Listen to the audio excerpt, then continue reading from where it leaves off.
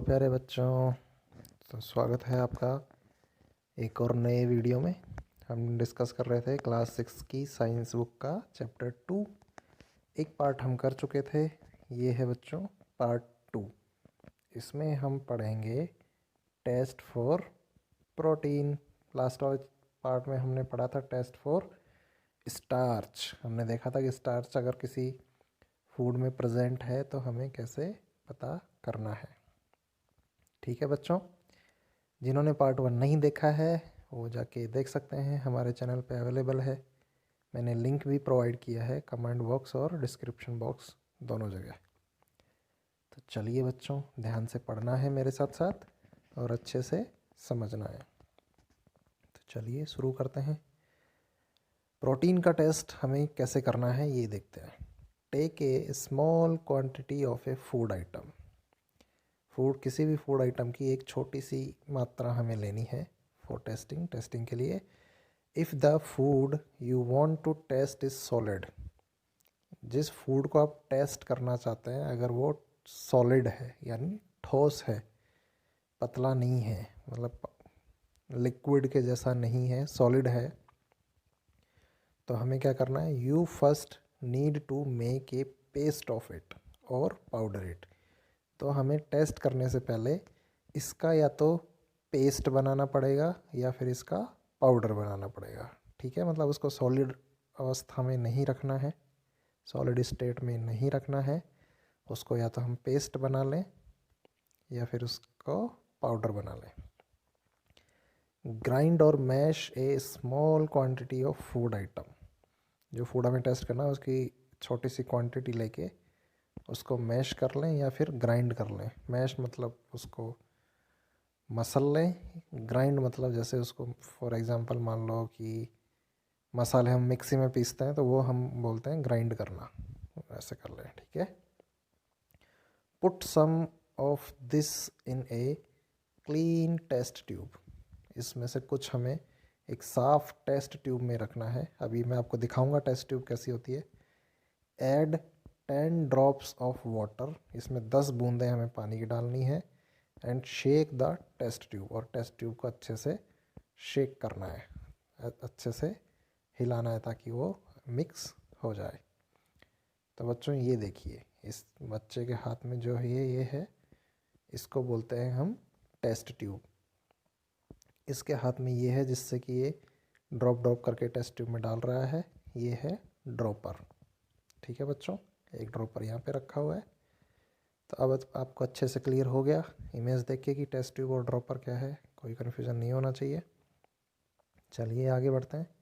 तो test tube में हमने थोड़ा सा फूड लेके उसमें 10 बूंदें पानी की डाल ली। Now using a dropper, dropper की हेल्प से add 2 drops of solution of copper sulphate. जो कॉपर सल्फेट का सॉल्यूशन है, ये देखो यहाँ पे रखा हुआ है कॉपर सल्फेट, इसकी हमें उसमें 2 बूंदें डालनी है। And 10 drops of solution of caustic soda. ये देखिए कास्टिक सोडा भी यहाँ रखा हुआ है, तो कास्टिक सोडा की 10 बूंदें हमें डालनी है। देखो ये प्रैक्टिकल करके देख रहा है बच्चा। ठीक है बच्चों, आगे क्या करना है चलिए देखते हैं। टेस्ट ट्यूब में डालनी है, ये आ गया फिगर 2.2 देख लिया, वो बच्चा जो कर रहा था लड़का, उसी के बारे में है। Shake well and let the test tube stand for a few minute. उसको अच्छे से हिलाएं ताकि वो मिक्स हो जाए और उसको कुछ मिनट के लिए छोड़ दें, मतलब स्टैंड मतलब एक जगह उसको रख दें। व्हाट डू यू सी, आपको क्या दिखता है, आप क्या देखते हैं। Did the contents of the test tube turn violet. जो टेस्ट ट्यूब में है क्या उसका रंग बैंगनी हो रहा है। A violet colour indicates presence of proteins in the food item. यदि वो बैंगनी कलर हो रहा है तो इसका मतलब है कि उस फूड आइटम में प्रोटीन्स हैं। ठीक है बच्चों, जो हमने कल स्टार्च का टेस्ट किया था उसका कलर कैसा हुआ था बताइए, ब्लू ब्लैक। यस, यहाँ पे है ब्लू ब्लैक। ये आपको ध्यान रखना है, स्टार्च का ब्लू ब्लैक हो जाता है, प्रोटीन का वॉयलेट हो जाता है, और अभी हम आगे फैट के बारे में पढ़ेंगे। Now you can repeat this test on other food items. अब आप ये टेस्ट किसी भी फूड आइटम पे रिपीट कर सकते हैं सेम तरीके से। अगर इसका कलर बैंगनी हो रहा है तो उसमें प्रोटीन है, अगर नहीं हो रहा है तो उसमें प्रोटीन नहीं है। और उन ऑब्जर्वेशंस को, जो रिजल्ट्स हम देखते हैं, इस टेबल में हमें लिखना है इसकी तरह। यदि है तो उसमें यस लिखना है। जो भी चीज़ अवेलेबल है, मान लो स्टार्च है तो उसमें स्टार्च के नीचे यस लिखना है, नहीं है तो खाली छोड़ देना है। या फिर आप नो भी लिख सकते हैं। प्रोटीन है तो उसके नीचे यस लिखना है, फैट है तो उसके नीचे यस लिखना है। ठीक है बच्चों, है ना मज़ेदार एक्सरसाइज। लेकिन आपको ये केमिकल्स टेस्ट नहीं करना है, इनको खाना नहीं है, ये आपके सेहत के लिए ख़तरनाक हो सकते हैं। किसी बड़े की हेल्प से आप ये घर पे कर सकते हैं अगर चाहें तो, वरना तो अपने टीचर्स के साथ ही स्कूल में आपको करवाया जाएगा, वहाँ पे आप अच्छे से सीख सकते हैं। चलिए आगे बढ़ते हैं बच्चों। तो अगला टॉपिक है बच्चों हमारा टेस्ट फॉर फैट्स। हमने प्रोटीन का टेस्ट पढ़ा अभी अभी, उससे पहले हमने स्टार्च यानी कार्बोहाइड्रेट्स का टेस्ट पढ़ा था, और अभी लास्ट टेस्ट है टेस्ट फॉर फैट्स। फैट्स का हमें कैसे पता चलता है। जैसे जैसे चैप्टर आगे बढ़ रहा है बच्चों, इम्पोर्टेंट चीज़ें आती जाएंगी और आ भी रही हैं, तो हमें पूरा अटेंटिव होके पढ़ना है। आप चाहें तो अपनी नोटबुक में ये इम्पोर्टेंट नोट्स भी बना सकते हैं। इनको जो आपको लगता है कि इम्पोर्टेंट है वो आप अपनी नोटबुक में नोट कर सकते हैं। ठीक है बच्चों, चलिए आगे बढ़ते हैं। Take a small quantity of food. ये हम बच्चों फैट के टेस्ट के लिए कर रहे हैं कि हमें पता करना है कि किसी फूड आइटम में फ़ैट है या नहीं। तो एक छोटी सी क्वांटिटी, कम मात्रा में जिस फूड पे हमें टेस्ट करना है वो हमें लेना है। Wrap it in peace of paper and crush it. एक कागज़ के टुकड़े में उसको लपेटना है और उसको क्रश करना है, यानी उसको मसलना है, उसका चूरा कर देना है। ध्यान क्या रखना है लेकिन, take care that the paper does not tear. हमें ये ध्यान रखना है कि हम इतना ज़ोर से उसको ना मैश करें, क्रश करें कि वो कागज़ ही फट जाए। उसका ध्यान रखना है, हमें इतना करना है कि कागज़ ना फटे। Now straighten the paper and observe it carefully. अब हमें पेपर को सीधा करना है, उस कागज़ के टुकड़े को सीधा करना है और उसको ध्यान से देखना है। Does it have any oily patch. क्या आपको इस पे ऐसा दिख रहा है कि कुछ तेल का इस पे धब्बा आ गया हो। Hold the paper against light. ज़्यादा अच्छे से देखने के लिए हमें पेपर को लाइट के सामने रखना है।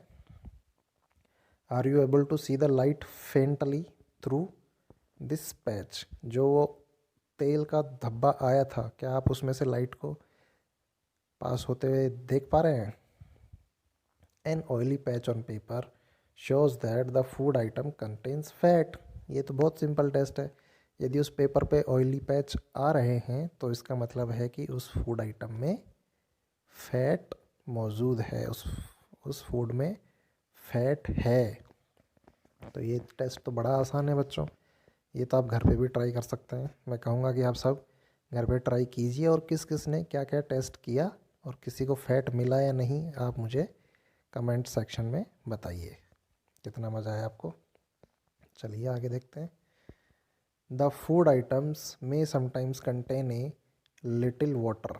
अब कुछ फूड आइटम में होता है कि कभी कभी उनमें पानी भी होता है, तो हमें कंफ्यूज नहीं होना है कि वो कागज़ पे जो धब्बा आया है, जो स्पॉट आया है, वो पानी का है या तेल का है। उसके लिए हमें सावधानी रखनी है। देखिए कैसे, देयरफॉर, इसलिए after you have rubbed an item on paper, जब आप किसी फूड आइटम को पेपर पे रगड़ते हैं, let the paper dry for a while. Paper को, कागज़ को कुछ टाइम तक सूखने दें, ताकि अगर पानी हो तो वो सूख जाएगा, और तेल है तो वो तो सूखेगा नहीं, वो तो रहेगा ही उस पर। If there were any water that may have come from food. यदि कोई पानी जो कि उस फूड से पेपर पे आ गया हो, it would dry up after some time. ये कुछ समय बाद सूख जाएगा। If no oily patch shows up after this, यदि इसके बाद भी आपको कोई उस पर तेल का धब्बा यानी ऑयली पैच नहीं दिखता है, तो इसका क्या मतलब है? The food item does not contain any fat. उस फूड आइटम में कोई भी फैट की मात्रा नहीं है, मतलब उस फूड आइटम में फैट नहीं है। ठीक है बच्चों, मुझे उम्मीद है आपको बहुत अच्छे से क्लियर हो गया होगा। तो चलिए आगे बढ़ते हैं, बड़ा इंटरेस्टिंग चैप्टर है। What do these test show, ये टेस्ट क्या दिखाते हैं? Are fats, proteins and starch present in all the food items, क्या स्टार्च, प्रोटीन और जो फैट हैं वो सभी फूड आइटम्स में अवेलेबल है? जो आपने टेस्ट किया उनमें से सभी फूड आइटम में क्या आपको स्टार्च, प्रोटीन और ये सब मिले हैं, fat? Does a food atom contain more than one nutrient, क्या फूड आइटम्स एक से ज़्यादा न्यूट्रिएंट भी रखता है? जैसे मान लो किसी में कार्बोहाइड्रेट भी हो, फैट भी हो, प्रोटीन भी हो, वाटर भी हो, क्या ऐसा हो सकता है बच्चों? यस, बिल्कुल ऐसा होता है। Do you find any food item that does not contain any of these nutrients, क्या आपको ऐसा भी कोई फूड आइटम मिला टेस्टिंग के बाद कि इनमें से कोई भी न्यूट्रिएंट, मतलब ये न्यूट्रिएंट ही है बच्चों, कार्बोहाइड्रेट हो गया, फैट हो गया, प्रोटीन हो गया, वाटर हो गया, फाइबर हो गया, ये सब क्या है? पोषक तत्व है, हमने पढ़ा था, जो कि हमारे शरीर यानी बॉडी के लिए ज़रूरी होते हैं और जो हमें खाने के थ्रू अलग अलग चीज़ों से अलग अलग न्यूट्रिएंट्स हमें मिलते हैं। तो इन सभी सवालों के जवाब हम आगे पढ़ेंगे। चलिए बढ़ते हैं आगे, क्या जवाब मिलता है। We tested food item for 3 nutrients, हमने 3 टेस्ट पढ़े, कार्बोहाइड्रेट पढ़ लिया, प्रोटीन पढ़ लिया और फैट्स पढ़ लिए। There are also other nutrients like vitamins and minerals, इनके अलावा भी और भी न्यूट्रिएंट होते हैं जैसे विटामिन्स और minerals that are present in different food items, जो कि अलग अलग फूड आइटम्स में प्रेजेंट होते हैं। Why do we need all these nutrients, हमें ये सब न्यूट्रिएंट्स क्यों चाहिए? क्योंकि हमारी बॉडी को इनकी आवश्यकता होती है। अलग अलग न्यूट्रिएंट अपना अलग अलग काम करता है, कोई बॉडी को मेंटेन करता है, कोई एनर्जी देता है, कोई हमारी ग्रोथ करवाता है। तो इन्हीं इसको जानने के लिए बच्चों डिटेल में चलिए आगे हम पढ़ेंगे इस बारे में कि ये हमें क्यों चाहिए और कौन सा न्यूट्रिएंट हमारे लिए क्या काम करता है।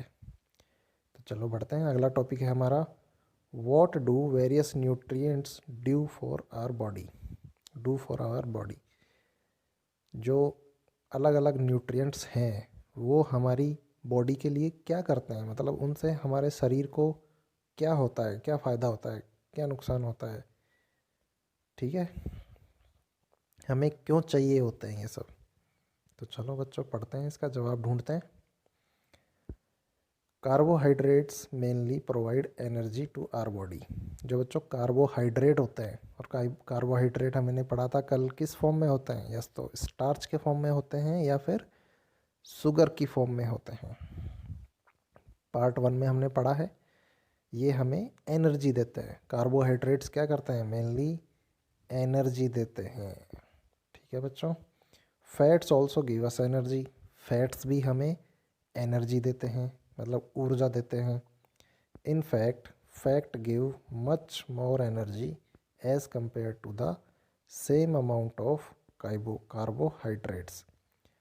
ये कह रहा है कि फैट्स हमें कार्बोहाइड्रेट्स की तुलना में बहुत ज़्यादा एनर्जी देते हैं। जैसे अगर हम सेम उसका अमाउंट यूज़ करें, मान लो हमने 10 ग्राम का कार्बोहाइड्रेट खाया और 10 ग्राम हमने फैट खाया, तो वो दोनों, इन दोनों में फैट हमें ज़्यादा एनर्जी देगा। मान लो कार्बोहाइड्रेट खाने से हमें 20% एनर्जी मिली, तो फैट्स खाने से हमें हो सकता है 25% मिल जाए, 30% मिल जाए, 40% मिल जाए, इतनी एनर्जी मिल सकती है। सिंपल कहने का मतलब ये है कि फैट से हमें ज़्यादा एनर्जी मिलती है। ठीक है, चलिए आगे पढ़ते हैं।